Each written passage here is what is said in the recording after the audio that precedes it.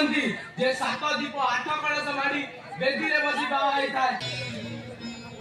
तमे चुप रहिला काहे? सिना गुरुजन को न जणे बाहा होई भूल कर देछि। मु सिना तम कथारे पड़ी बेदी ऊपर न बाहा होई भूल कर देछि। हेले तमे को आमे कोन ए घर को सुख आनी परिबानी? आमे कोन